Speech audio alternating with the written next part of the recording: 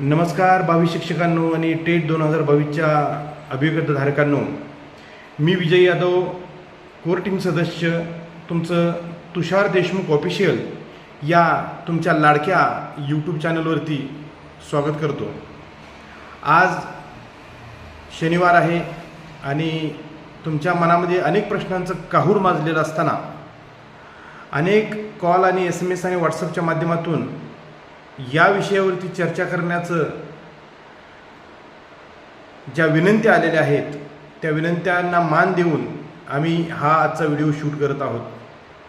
माझी सर्वांना विनंती आहे की व्हिडिओचे विषय ऐकून पुढचं सुरू करण्याआधी आपण या व्हिडिओला लाईक कराल, चॅनलला सबस्क्राईब कराल. बघा, व्हिडिओला लाईक केल्यामुळे कोणताही रेव्हेन्यू जनरेट होत नाही, फक्त हा व्हिडिओ व्हायरल होण्याला मदत होते. जर हा व्हिडिओ तुम्ही 1000, 2000, 4000 लोक बघत असाल तर प्रत्येकाने एक लाईक या व्हिडिओला करा, जेणेकरून हा व्हिडिओ व्हायरल होईल आणि जास्तीत जास्त लोकांपर्यंत आपली चर्चा आणि प्रश्नांची उत्तर जातील. तर आता मी टॉपिकला सुरुवात करतोय. आजचे टॉपिक आहेत रयतच्या कोर्ट केसचं काय झालं. दुसरा टॉपिक आहे फेज 2च्या जागा किती येतील. तिसरा टॉपिक आहे मेरिट कितीपर्यंत खाली येईल. आणि तुमच्या प्रत्येकाच्या मनात जिव्हाळीचा प्रश्न आहे, माझं होईल का. तर बघा, मी ज्योतिषशास्त्राप्रमाणे बेटा तुझं होऊन जाईल, आपल्याकडे असा कोणताही पोपट नाही आहे.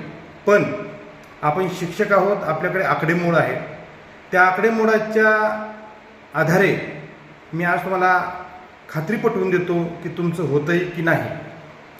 तर आजचे हे 3 टॉपिक, रयत, जागा किती येत आहेत आणि मेरिट कितीपर्यंत खाली येऊ शकतं, हे 3 टॉपिक जर तुम्हाला आवडले असतील तर आत्ताच व्हिडिओला लाईक करा आणि आपण सुरुवात करू पुढच्या डिटेल ॲनालिसिसला. तर बघा, पहिला सर्वात जिव्हाळ्याचा प्रश्न आहे तुमचा, रयतचं काय झालं. बघा, रयतचे 801 बांधव त्यांच्या नियुक्तीच्या प्रतीक्षेत आहेत. सर्वांना माहिती आहे की रयतची कोर्ट केस आहे, त्यामध्ये रयत आणि शासन हे दोघं कोर्टात आहेत, बरोबर आहे. आता ह्या 801 क्वालिफाईड अभियोग्यताधारकांनी आत्तापर्यंत उपोषणं केली, आंदोलनं केली, त्यांना समायोजनाचंही पत्र दिलेलं आहे. असं असताना कोर्टाच्या तारखेचा, कोर्टाच्या निकालाची अपेक्षा होती, प्रतीक्षा होती. आता 16 ऑक्टोबरला आपण पाहिलं की 16 ऑक्टोबर रोजी दुर्दैवाने ती केस बोर्डवरच आली नाही आणि माननीय उच्च न्यायालयाने त्या केसला पुढची तारीख दिलेली आहे आणि पुढची तारीख दिलेली आहे 5 डिसेंबर. आता 5 डिसेंबर ही दूरची तारीख झाली. ते जवळची तारीख घेण्याचा त्या गटाचा प्रयत्न आहे आणि त्यांना त्या प्रयत्नात यश येवो अशी आपण ईश्वरचरणी प्रार्थना करू. हा मुद्दा मुळात न्यायालयीन असताना आपण या मुद्द्यावरती जास्त बोलणार नाही, परंतु आपल्या सर्वांना माहिती असेल की रयतच्या केसनंतर, की रयतच्या निकालानंतर आपल्या फेज 2च्या प्रत्यक्ष अंमलबजावणीला गती येणार आहे आणि तुमच्या सर्वांच्या मनात ही खदखद आहे, म्हणून हा टॉपिक इथं घेतलेला आहे. ऑफिशियली रयतची पुढची तारीख आहे 5 डिसेंबर. 5 डिसेंबर ही तारीख आहे आणि आपण त्या तारखेला काय होते, कसं होते ते पाहू. रयतचा मुद्दा इथं आपण संपला. रयतबद्दल आता आपण चर्चा करणार नाही. दुसरा मुद्दा आहे जागा किती येतील. बघा, शिक्षण मंत्री माननीय दीपकजी केसरकर आणि शासनातर्फे आलेल्या आकडेवारीनुसार आपल्या पूर्ण महाराष्ट्रामध्ये 37,500 शिक्षकांची पदं रिक्त होती, म्हणजे आहेत. त्यातील पहिल्या टप्प्यामध्ये 30,000 शिक्षकांची भरती करतो आणि फेज 2मध्ये 20,000 शिक्षकांची भरती करतो, अशी घोषणा दीपकजी केसरकर यांची होती. या गोष्टीचं आपल्या सर्वांना ज्ञान आहे. त्यामध्ये आलेली जाहिरात 21,700 पदांची जाहिरात आली. 21,700 पैकी जवळजवळ 19,900 पदांची शिफारस यादी म्हणजे निवड यादी ही प्रकाशित झालेली आहे. ते कसे मी तुम्हाला सांगतो. फेब्रुवारी महिन्यामध्ये एक लिस्ट लागली, जी पहिली मेन लिस्ट होती, ज्यामध्ये 11,085 जागा म्हणजे 11,085 कॅन्डिडेटची निवड झाली आणि त्यांची शिफारस यादी प्रसिद्ध झाली. त्यानंतर दुसरा लागला कन्व्हर्जन राऊंड. कन्व्हर्जन राऊंडला खरं तर जागा होत्या 5,714, परंतु शिफारस मात्र 3,150 जागांची झाली. बाकीच्या 2,554 जागा गेल्या कुठं. बघा, जागा कन्वर्ट करताना समांतर आरक्षणाचे काही नियम असतात. त्या डिपार्टमेंटची परवानगी घ्यायची असते. जसं की माजी सैनिकाचं जवळजवळ 485 जागा होत्या. 10%च्या बाबतीत त्या माजी सैनिकाच्या कल्याण बोर्डाकडून आलेल्या आक्षेपानुसार त्या जागा राखून ठेवण्यात आल्या. म्हणजे त्या रूपांतरित म्हणजे कन्वर्ट करता आल्या नाहीत. कारण जर आत्ताच सर्व जागा कन्वर्ट केल्या तर माजी सैनिकांना भविष्यामध्ये कशा काय संधी उपलब्ध होतील, किंवा जे आत्ता या टेटमध्ये कमी मार्काचे माजी सैनिक आहेत त्यांना कशा संधी उपलब्ध होतील, अशा बऱ्याचशा गोष्टींमुळं त्या जागा राखून ठेवण्यात आल्यात. त्यानंतर भूकंपग्रस्त प्रकल्पग्रस्त मुद्दा आपल्याला माहिती आहे, तिथंही जागा राखून ठेवण्यात आल्यात. तर अशा रिक्त पदांची संख्या म्हणजे त्या पदाचा क्वालिफाईड उमेदवार न भेटल्यामुळे किंवा इतर कारणाने जवळजवळ त्या 2,500 जागा आहेत रिक्त. आता आपण कॅल्क्युलेशन करू.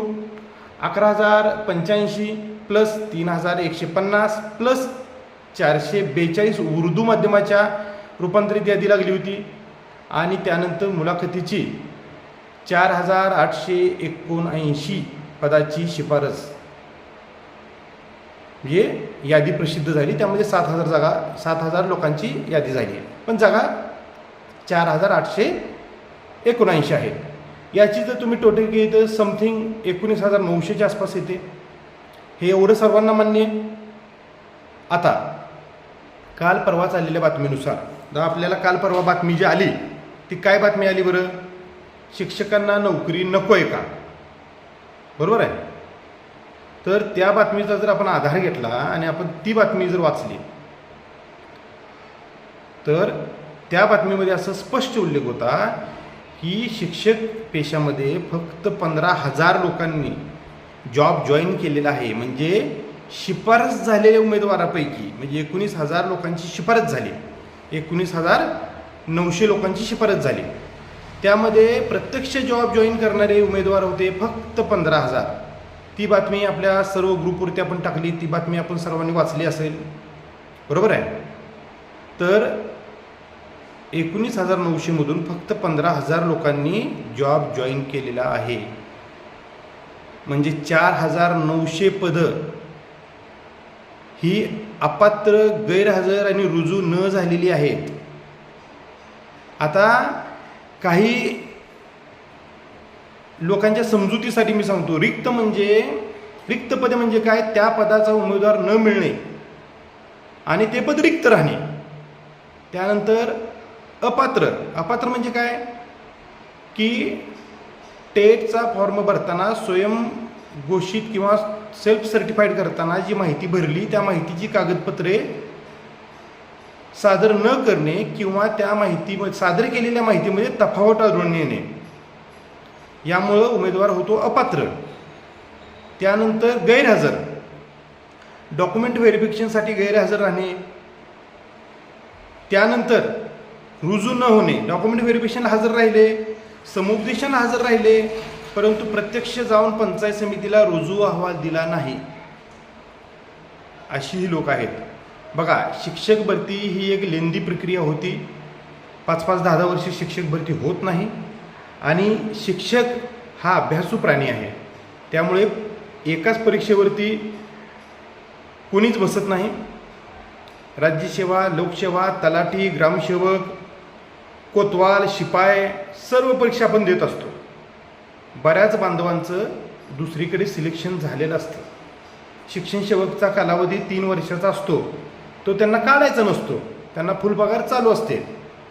अशा बऱ्याचशा कारणामुळे किंवा महिलांना दूरचं ठिकाण मिळाल्यामुळे महिला आपलं कुटुंब सोडून दूरच्या ठिकाणी रुजू होऊ शकत नाहीत. अशा बऱ्याचशा कारणांमध्ये रिक्त राहिलेल्या जागांची संख्या 2,500 आहे आणि अपात्र, गैरहजर आणि रुजू न झालेल्या लोकांची संख्या 4,900 आहे. आणि 10%चं तुम्हाला माहिती आहे, 30,000ची अनाऊन्समेंट असताना 30,000च्या 10% आपण पकडलं ठोकळ मानानं, ढोबळ मानानं, तर ते 3,000 जागा त्या होतात. मग आता त्या 3,000 जागा आणि या 4,900 जागा, बरोबर आहे. 3,000 + 4,900. तर तुम्ही हिशोब करत जा माझ्यासोबत, ठीक आहे. हे झाले 7,900 आकडा. तिसरा मुद्दा येतो यामध्ये, बऱ्याचशा जिल्हा परिषदांनी, बऱ्याचशा नपा मनपांनी 70% जाहिरातीची, 70% पदभरतीची जाहिरात दिली नव्हती. जसे की आपण पाहिले काही जिल्हा परिषदांनी फक्त 35, 40, 45% सुद्धा जाहिराती दिलेल्या आहेत. हे आपल्या अभ्यासामध्ये निदर्शनास आलेलं आहे. तर अशा प्रत्येक जिल्हा परिषदेला आता 10% सोबत त्या जागा द्याव्या लागतील. आणि अशा 36 जिल्हे आहेत, त्यामध्ये फक्त 34 जिल्हा परिषद धरा, मुंबई शहर आणि उपनगर बाजूला सोडलं तर, अशा 34 जिल्हा परिषदांमध्ये आपण फक्त आणि फक्त 1,500 पदे एक्स्ट्रा धरणार आहोत, जी 70% दिलेली नव्हती. हा आकडा झाला 4,900. आपल्या प्रत्येक आंदोलनामध्ये आपल्याला अधिकाऱ्यांकडून सांगण्यात आलेलं आहे की संच मान्यता 31 ऑगस्टपर्यंतच्या रिक्त पदांची धरण्यात येणार आहे. म्हणजे जुन्या जाहिराती अपलोड झाल्यापासून आतापर्यंत जी पदं प्रमोशन, राजीनामा, तुमचा मृत्यू, जुने जे शिक्षक होते त्यांचा राजीनामा म्हणा, मृत्यू म्हणा, किंवा प्रमोशन म्हणा, किंवा बदलीमुळे म्हणा, कोणत्याही कारणास्तव जी रिक्त पदं झालेली आहेत त्या सर्व रिक्त पदांच्या जाहिराती या फेज 2ला देण्याचे आदेश आहेत. मग त्या जागा अंदाजे तुम्ही 1,500 धरा. आपल्याकडे तुम्हाला माहिती आहे की आपल्याकडं जन्मतारखेचं कसं असतंय. जुने शिक्षक हे बऱ्यापैकी जून महिन्यात जन्मलेले आहेत ऑन डॉक्युमेंट. रिटायरमेंट त्यांची जून महिन्यात होते. गेल्या जूनला, या जूनला किती शिक्षक रिटायर झाले असतील अंदाज लावा. तर या 1,500 जागा धरा. अशा म्हणून हे झाल्या 10,900 जागा. आता सगळ्यात महत्त्वाचं येतं आहे, नपा मनपाच्या जागा गेल्या वेळेस बऱ्याच नपा मनपानी जागा दिल्या नव्हत्या, त्या परत येणार आहेत. त्या 1,000-1,500 जागा एक्स्ट्रा येणार आहेत. तर तुम्ही परत ह्या धरा, 1,000 ते 1,500, 12,400 आकडा झाला. आता प्रश्न येतो संस्था. आता संस्थांचं गणित तुम्हाला माहिती आहे. आत्तापर्यंत गेल्या फेज 1च्या वेळेस बऱ्याचशा संस्था या इम्प्रेशन खाली होत्या की पवित्र पोर्टल आपल्याला बंधनकारक नाही, आपण आपल्या परीनं आपल्या मार्गाने जागा भरू शकतो. या गोष्टीवर संस्थांचा मोठा ग्रुप कोर्टामध्ये पण गेला होता आणि शासनाने दिलेल्या कोर्टाला माहितीनुसार आणि कोर्टाच्या आदेशानुसार सर्व जिल्ह्यातील संस्थांना आपल्या रिक्त पदाचा अहवाल हा पवित्र पोर्टलद्वारेच द्यावा लागेल. आता संस्था किती आहेत? सगळ्यात महत्त्वाचा प्रश्न.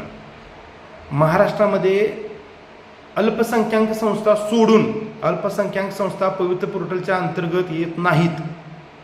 जसं की उर्दू, जैन ज्या संस्था असतात, अल्पसंख्याक समाजासाठी काढलेल्या संस्था, त्या संस्था पवित्र पोर्टलच्या अधिकारामध्ये येत नाहीत. बाकीच्या संस्था 16,000 आहेत. आणि फेज 1ला जी 4,880 जागांची जाहिरात आली त्या फक्त होत्या 1100 संस्था. 16,000तून फक्त 1100 संस्थांनी गेल्या वेळेस पवित्र पोर्टलला रजिस्ट्रेशन करून जाहिरात दिली होती. 1100 संस्थांच्या जाहिराती आल्या आणि त्या जागा होत्या 4,880. मित्रांनो, 16,000 संस्था आहेत. आता माझ्याकडे आलेल्या माहितीनुसार कुठल्या संस्थेत किती जागा आहेत याची माहिती आपल्याच कोर टीममधील सदस्यांनी गोळा केलेली आहे. बऱ्याचशा माहिती मला तुमच्याकडूनही भेटलेल्या आहेत. त्याचा लिखित स्वरूपात आम्ही मेंटेनन्स केलेला आहे. मी तुम्हाला रँडमली सांगतोय, तुम्ही नोट डाऊन करायची गरज नाही. बघा, रयत शिक्षण संस्था सगळ्यात महत्त्वाची संस्था, ज्या कर्मवीर अण्णांनी बायकोचे दागिने घाण ठेवून आपलं आयुष्य पणाला लावून आपलं आयुष्य त्या संस्थेसाठी खर्ची घालून एक वटवृक्ष उभारला. तो वटवृक्ष रयत शिक्षण संस्था सातारा. यामध्ये कधीही इंटरव्ह्यू घेतली जात नाही. या जागा विदाऊट इंटरव्ह्यू मुलाखतीशिवाय राऊंडला येतात, हे तुम्हाला माहिती आहे. जो काय कोर्ट मॅटर असेल तो आपल्या फेज 2च्या आधी मिटणार आहे, सॉल्व्ह होणार आहे. बरोबर आहे. रयतच्या एका उच्च पदस्थ अधिकाऱ्याकडून मिळालेल्या माहितीनुसार या 801 जागा सोडून नवीन 600 जागा पवित्र पोर्टलला देण्यासाठी रिक्त आहेत. कोणाकडे? रयत शिक्षण संस्थेकडे. त्यानंतर स्वामीकडे जवळजवळ 536 जागा रिक्त आहेत. 80% प्रमाणात जर धरलं तर 428 जागा स्वामी देणार आहे. स्वामी शिक्षण संस्था ही रयतसारखीच नामांकित संस्था आहे आणि विदाऊट मुलाखतीला येणार आहे, म्हणजे एका सेकला येणार आहे. त्यानंतर PCMC म्हणजे मनपा 199 जागा आहेत प्राथमिकच्या. आता बाकीच्या जागा मी तुम्हाला पटपट सांगतो. कोकण एज्युकेशन रायगड प्राथमिकच्या 20 जागा आहेत, माध्यमिकच्या 95 जागा आहेत. सुधागर एज्युकेशन पाली रायगड 40 जागा आहेत. महाराष्ट्र एज्युकेशन सोसायटी 35+ जागा आहेत. पुणे जिल्हा मंडळ 70+ जागा आहेत. डेक्कन एज्युकेशन सोसायटी पुणे 40+ जागा आहेत. फर्ग्युसन कॉलेज 45+ जागा आहेत. महात्मा फुले एज्युकेशन सोसायटी सांगली 20+ जागा आहेत. विद्याधाम पुणे 22+ जागा आहेत. प्रगती शिक्षण संस्था पुणे 20+ जागा आहेत. जगदाळे मामा संस्था तालुका बार्शी जिल्हा सोलापूर 70+ जागा आहेत. शंकरराव मोहिते पाटील अकलूज या संस्थेमध्ये 133 आणि प्लस जागा आहेत. सह्याद्री एज्युकेशन संस्था Satara 83+. Warna education Kolhapur 20+. Dapoli education society Ratnagiri 50+.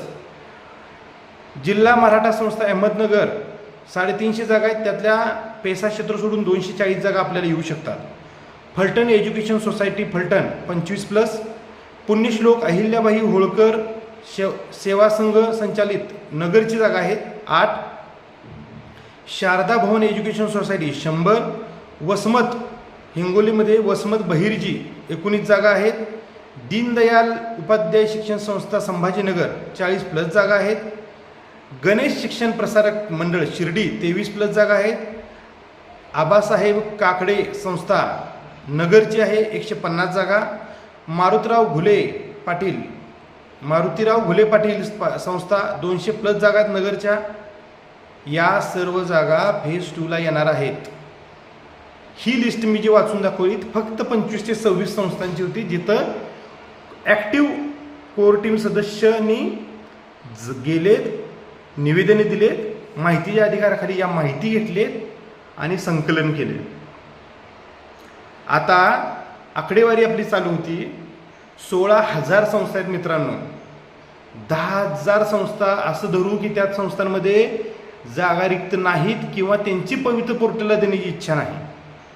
वरच्या फक्त 6,000 संस्था धरा आणि प्रत्येक संस्थेकडे 2च जागा धरा, तरी 12,000 जागा संस्थांची येतात. मी म्हणतो चला आपण आणखी कमी धरू, संस्थेकडे 1 जागा धरा, 6,000 जागा संस्थांची येऊ शकतात. असा आकडा होतोय तुमचा 18,400. या सर्व जागा मित्रांनो 2022 अभियोग्यता परीक्षाचा फेज 2 म्हणजे ज्या लढ्यासाठी आपण रात्रंदिवस रक्त ओकलो, ज्या लढ्यासाठी आपण रात्री फुटपाथवर काढल्या, ज्या लढ्यासाठी आपण आर्थिक सहकार्य केलं, ज्या लढ्यासाठी आपण वारंवार प्रवास केला, ज्या लढ्यासाठी कोर टीम सदस्य आणि तुषारदादांनी आणि संदीप कांबळे सरांनी जीवाचं रान केलं, ज्या लढ्यासाठी, ज्या जागांसाठी तुम्ही जिल्हा पातळीवर, स्थानिक पातळीवरती जीवाचं रान केलं, त्या तुमच्या हक्काच्या 18,400 जागा आहेत. हे माझं Vijay Yadav core team सदस्याचं calculation आहे. मी म्हणतो चला आपण धरू की एवढ्या सगळ्या जागा येणार नाहीत, परंतु येण्याचे आपण प्रयत्न करू शकतो. आता प्रयत्न करायचे आहेत काय? सगळ्यात पहिली गोष्ट, तुमच्या जिल्ह्यातल्या संस्था पवित्र पोर्टलला कशा येतील याबद्दल तुम्हाला प्रयत्न करावे लागतील. कारण तुमच्या जिल्ह्यातल्या, तालुक्यातल्या, गावातल्या संस्था जर पवित्र पोर्टलला आल्या तर त्या संस्था जॉब तुम्हाला लागणार आहे. त्या संस्थांच्या जागांचा फायदा तुमच्या जिल्ह्यातल्या लोकांना, तुमच्या तालुक्यातल्या लोकांना होणार आहे. त्या संस्थेच्या संस्थापकांची भेट घ्या, त्यांना विनंती करा, पवित्र पोर्टलद्वारे तुम्हाला क्वालिफाईड, वेल एज्युकेटेड आणि एवढ्या सगळ्या चाचण्या अग्नी दिव्य पार करून आलेले शिक्षक आहेत. ते शिक्षक घेण्यासाठी तुम्हाला पवित्र पोर्टलला लॉग इन करावं लागेल, रजिस्ट्रेशन करावं लागेल. ही प्रेमपूर्वक विनंतीपूर्वक अर्ज जाऊन तुमच्या प्रायव्हेट संस्थांना करा. जिल्हा अधिकाऱ्यांची भेट घ्या, तुमच्या ईओ आणि सीओची भेट घ्या. आतापर्यंत ज्या ईओ सीओनी पत्र काढलेत खाजगी संस्थांसाठी त्यांचं धन्यवाद माना. ज्या जिल्हा परिषदच्या ईओ सीओनी पत्र काढलेलं नाही त्यांना जाऊन विनंती करा की सर हे पत्र काढा, संस्थांना येण्यासाठी प्रोत्साहित करा. जास्तीत जास्त संस्थांचं लॉग इन पोर्टलवरती करून घ्या. जास्तीत जास्त जागा ह्या संस्थांनी पोर्टलवरती दिल्या पाहिजेत. जिल्हावाईज, तालुकावाईज, गाववाईज टीम बनवा. 2-4 लोक जरी टीममध्ये असतील तर वारंवार पाठपुरावा करा, विनंती करा, अर्ज करा, निवेदनं करा. या लागणारी सर्व निवेदनं तुम्हाला तुषारदादांच्या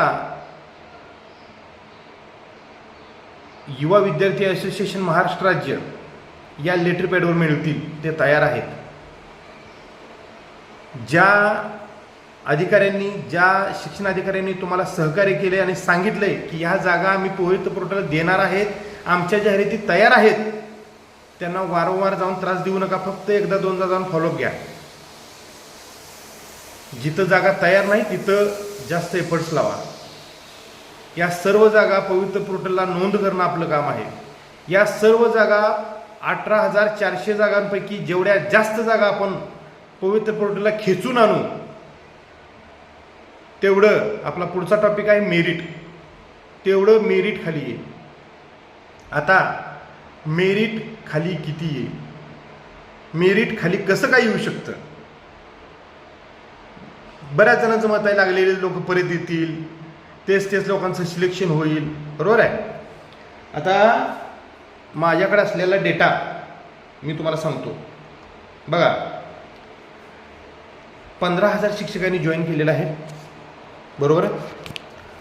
15,000 शिक्षकांपैकी माझ्या मते 60% शिक्षक हे स्वतःच्या जिल्ह्यात किंवा समाधानकारक ठिकाणी जॉईन झालेले आहेत. 100-125 किलोमीटरच्या अंतरात सुद्धा जॉईन झालेले आहेत.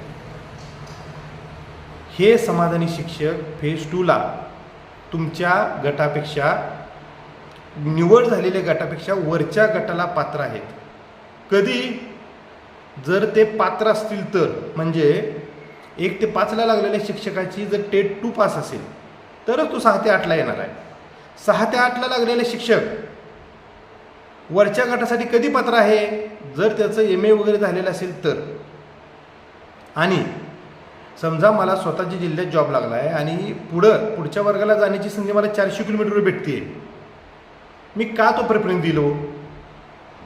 त्यामुळे समाधानी लोक या फेज 2मधून प्रेफरन्स न देता ऑप्ट आऊट करतील, पहिली गोष्ट.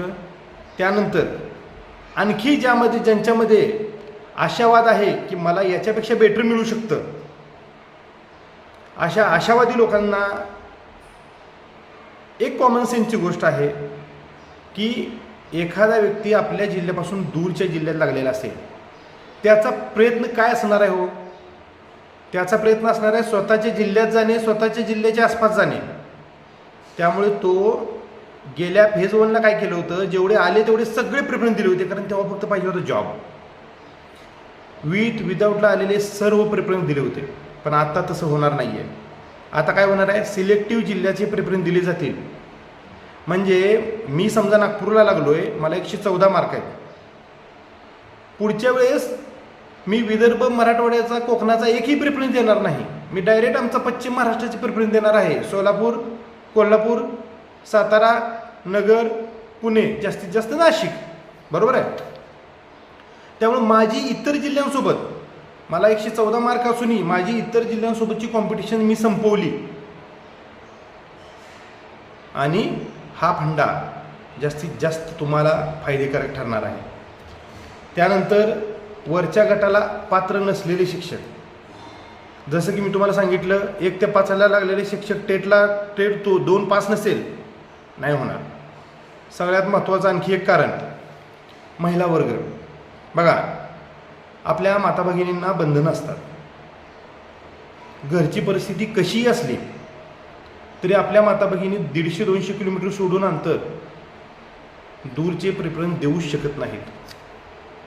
म्हणजे लातूरची महिला सिंधुदुर्गचा प्रेफरन्स कशी काय देईल, सिंधुदुर्गची महिला नागपूरचा प्रेफरन्स कसं काय देईल.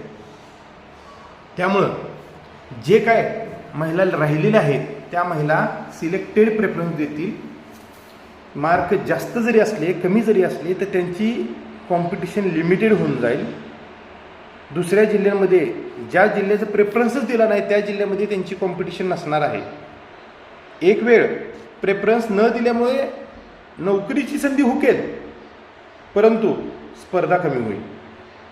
आता प्रेफरन्स देताना प्रत्येकानं आपले कुटुंब, आपली सामाजिक बाजू, आपल्या कुटुंबातलं अर्निंग सोर्स, या सगळ्या गोष्टींचा विचार करूनच प्रेफरन्स द्यायचे. त्यानंतर दुसरा आणि सगळ्यात महत्त्वाचा मुद्दा, इथं सगळ्यांनी लक्ष द्या, वयोगट. बघा, आपण साधारणपणे सर्व 35च्या पुढच्या वयोगटातले शिक्षक आहोत. माझ्या माहितीनुसार जास्तीत जास्त लोक 35च्या पुढचे. महत्त्वाची गोष्ट आहे, येणाऱ्या फेज 2च्या जाहिरातीसाठी जाहिराती प्रसिद्ध झालेल्या दिनांका दिवशी एक दिनांक दिला जातो. त्या दिनांकाला जर आपण पात्र असाल तरच तुम्हाला प्रेफरन्स जनरेट होतील. म्हणजे समजा मी ओपन कॅन्डिडेट आहे, 38+2 कोविडची 2 वर्ष ना, 38 वय माझं, मला 40 वर्षापर्यंत ही परीक्षा किंवा या जाहिरातींना अप्लाय करायला पात्र आहे मी. जर मी 40 वर्ष 2 दिवस जरी झालं, मला ओपनचा एकही प्रेफरन्स येणार नाही, भले मला 140 मार्क असू द्या. विदाऊट इंटरव्ह्यूच्या सरकारी आस्थापनाचा मला एकही प्रेफरन्स येणार नाही. संस्थांचे प्रेफरन्स येऊ शकतात, कारण तिथं वयाचं बंधन 50पर्यंत आहे. तो संस्थांचा जो कायदा आहे 1981चा, तो वेगळा आहे. आता जाहिराती कशा येतील बघा, माझ्या माहितीनुसार, माझ्या आकलनानुसार 10% आणि फेज 1च्या रिक्त, अपात्र, गैरहजर या सर्व जागा, त्यानंतर 31 ऑगस्टच्या संच मान्यतेनुसारच्या जागा, अशी नवीन जाहिरात तयार करण्यात येईल.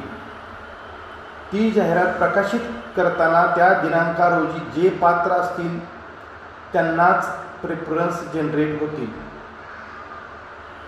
या मुद्द्यामध्ये बरेचसे बांधव, बऱ्याचशा भगिनी कॉम्पिटिशनमधून बाहेर जाऊ शकतात. तो नियम आहे, तसा GR आहे. त्यामुळं आपण या मुद्द्यावरती काहीच करू शकत नाही. हा मुद्दा गेम चेंजर ठरणार आहे. या मुद्द्यामुळं बऱ्याच जणांचं आयुष्य उद्ध्वस्त होणार आहे आणि या मुद्द्याचा बऱ्याच जणांना फायदा होणार आहे.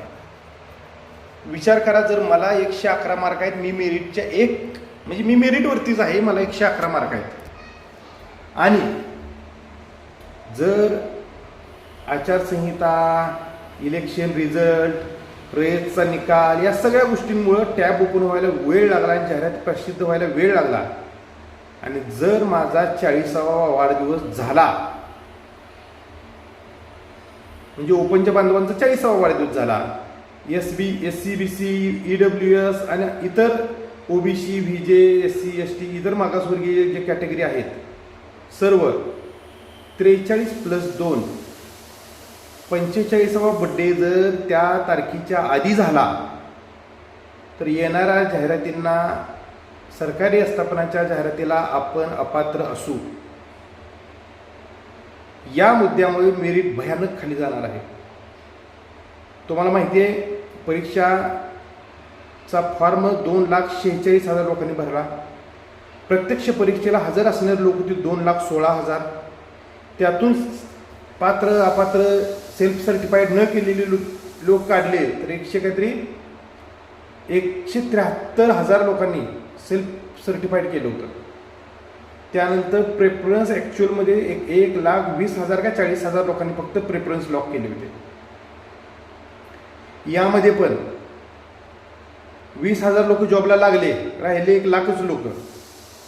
त्यामध्ये BEd चालू असलेले, ऑलरेडी जॉबला लागलेले, अपात्र असलेले महानग भरपूर आहेत. त्यांचा आकडाच वेगळा आहे.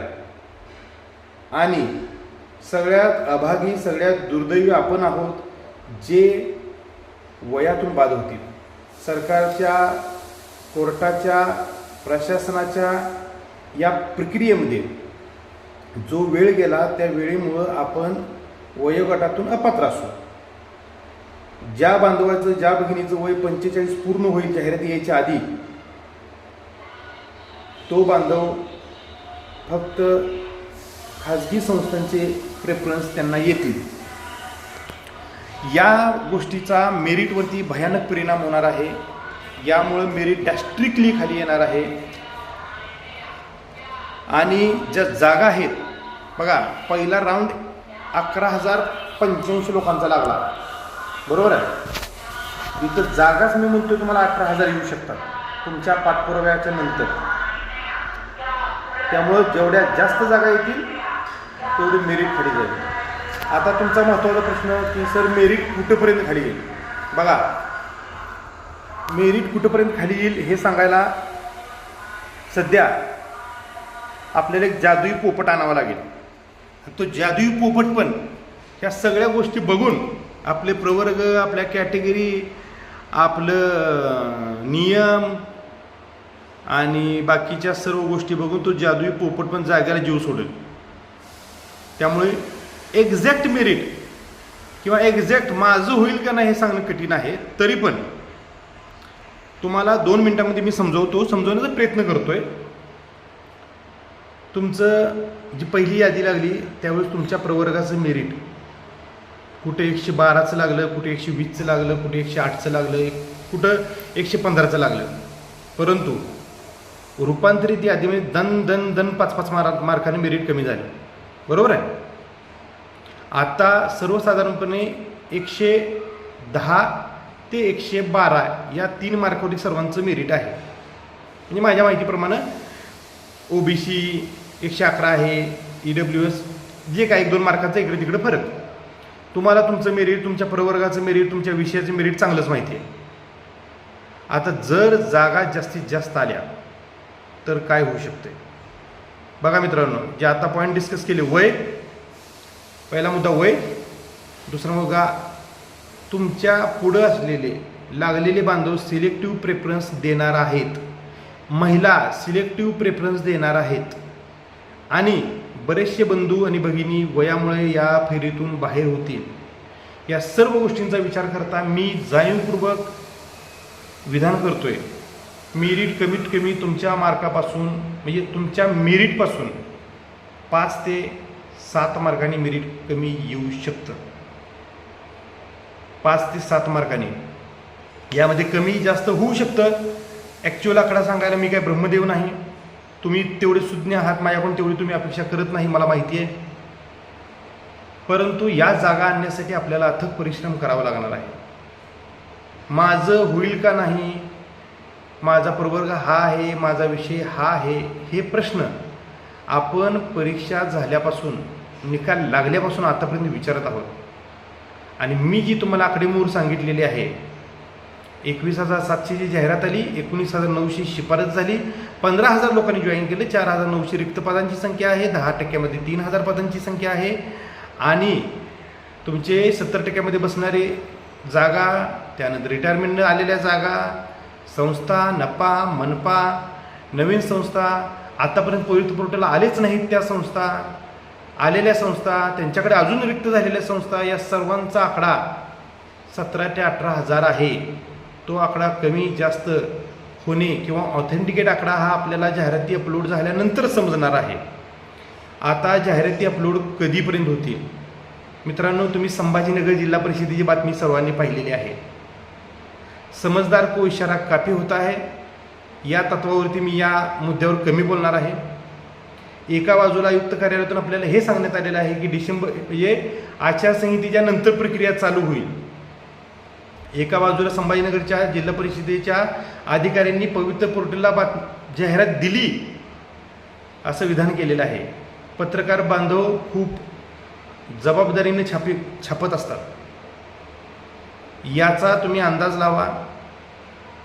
तुषारदादा देशमुख यांच्या नेतृत्वाखाली आपण जे आतापर्यंत 3 वेळा आंदोलन केलं, तिसऱ्या आंदोलनाच्या वेळेस संजीवदादा भोर यांनी उपोषण सोडलं आणि रात्रीच्या 9:30 वाजेपर्यंत ऑफिसमध्ये आम्ही बसून आचारसंहितेत ही भरती प्रक्रिया चालू ठेवण्यासाठी लागणाऱ्या सर्व शासन परवानग्या घेण्यात येतील.